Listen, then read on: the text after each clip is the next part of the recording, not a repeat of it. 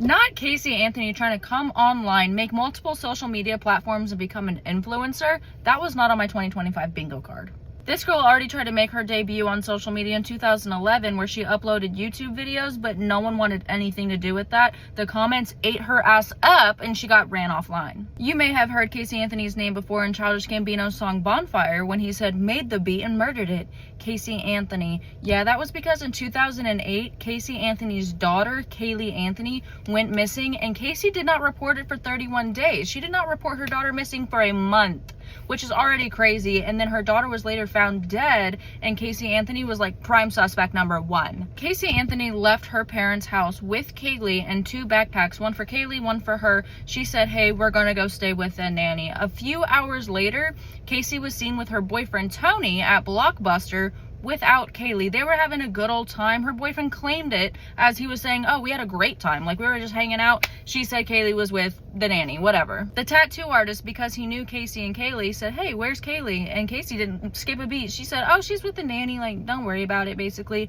But what's really interesting is days after Caylee left with Casey and no one saw her, Casey went next door to the neighbor's house and asked for a shovel. What did you need the shovel for, babe? Another interesting piece of information is when Casey and Caylee left, Casey just kind of drove around the same exact area, basically waiting for her dad to go to work because he had to work at 3 that day, and at 2:30 she knew he left. So she didn't go far due to the tracker. She was just circling around the neighborhood waiting for her dad to go leave and go to work. After 31 days, people were like, "Where the hell is Caylee? She's not with the nanny." The nanny came forth and was like, "I haven't seen her all month. Like, she was never ever with me." And Casey tried to pin everything on the nanny. But what was really interesting is Caylee was found right by Casey Anthony's parents' house, like 100 yards. And when they ran tests, they found out, yeah, a body did decompose back there, and no one thought anything of it. And also they found bleach, as if someone tried to cover up something that was back there. And they also saw Caylee's favorite toy and her car seat still in the car. When the police were questioning Casey Anthony, she sent them on a wild goose chase. I don't know, maybe she's here. "I work at Universal Studios. The police went to Universal Studios, proved that she didn't work there." She said this, she said that. No one knew what the hell actually happened because Casey also was charged with lying to the police multiple times. The defense put together some busted ass stories saying that, oh, Caylee Anthony drowned in the pool, and so Casey and her father helped cover it up and they buried her.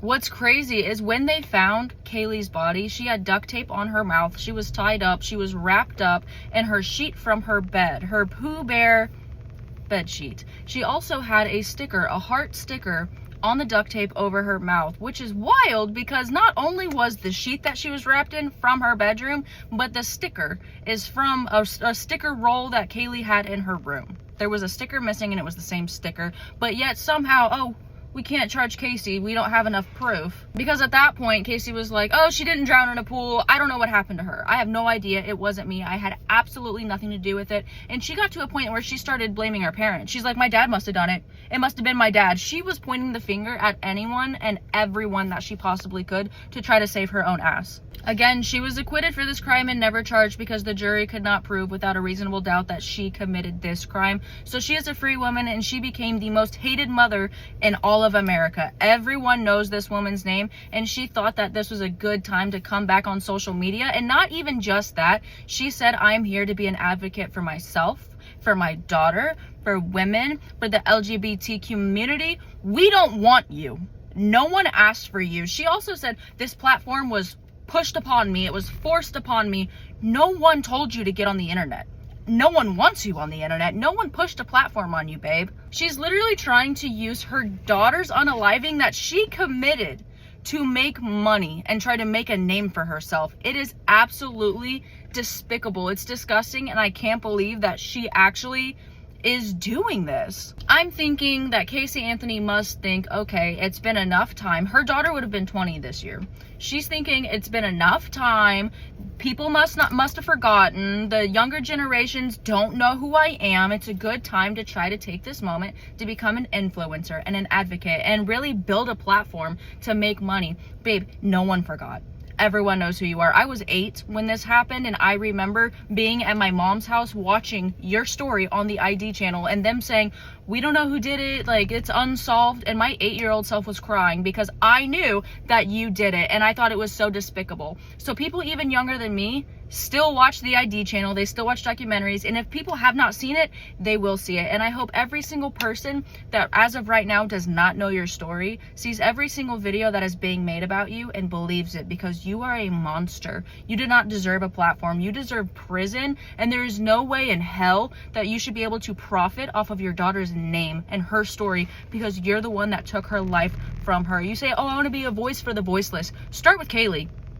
Stand up, say you fucking did it, girl. And people are gonna say, oh, even if she came out right now and said, yeah, I did it, she can't get hit with double jeopardy.